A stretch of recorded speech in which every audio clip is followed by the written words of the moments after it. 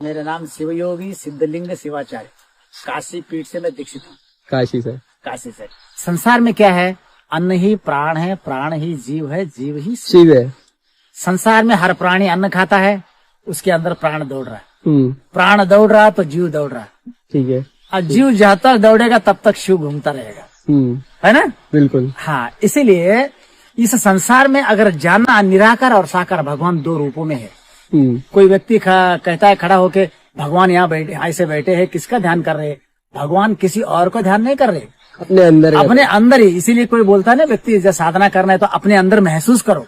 बिल्कुल। अपने अंदर देखो, बाहर मत देखो।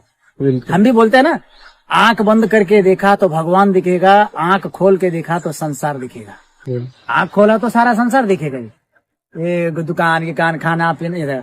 अंदर देखा तो भगवान दिखेगा। अंदर सच्चाई है, बाहर झूठा है।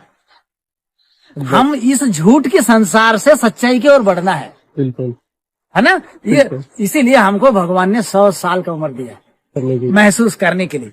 अगर वो इसको कम पड़ता है तो भगवान ने उसके लिए और बढ़ाने का क्षमता दिया उसके अंदर। बिल्कुल। वो कैसे? साक्षी भाव से। साक्षी भाव से अपनी उम्र की बदलाव कर सकता है व्यक्ति। बिल्कुल। हाँ, ठीक है। तो कई लोग तुमको बताए भी होंगे। हाँ, ठीक है। हाँ। इसीलिए पुराने साधु संत ऋषि मुनि 200 साल 300 साल रहते थे। वो क्यों? वो साक्षी भाव होके जिंदगी जीते थे, इससे इसीलिए उनकी उम्र बढ़ जाता था। बिल्कुल। हम साक्षी भाव से दूर है, इसीलिए हमारे मृत्यु नजदीक आता है हमारे लिए। सूरज है, कहाँ दिखाई देता है? वहाँ दिखाई देता है। हाँ? अगर उसकी प्रकाश की महसूस करना है तो मैं यहीं बैठ के कर सकता हूँ ना, वहाँ जाने की जरूरत ही नहीं है। सही बात है।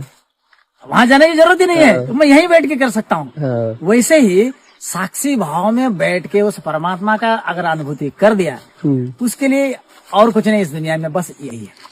बिल्कुल। ये बाकी तो साकार रूप में हम संसार में पूजा पाठ, नाना प्रकार के क्रिया, ये साकार है। साकार से निराकार की ओर बढ़ना होता है, यही मोक्ष है। और जैसे एक बच्चा होता है, बच्चा पहला क्या होता है? निराकार स्वरूप होता है, वो जानता नहीं है ये बच्चा भगवान स्वरूप है यार। बिल्कुल। वो जब बच्चा बड़ा हो जाता है वो साकार बन जाता है, और फिर वो बड़ा होने के बाद फिर उनको निराकार की ओर बढ़ना होता है।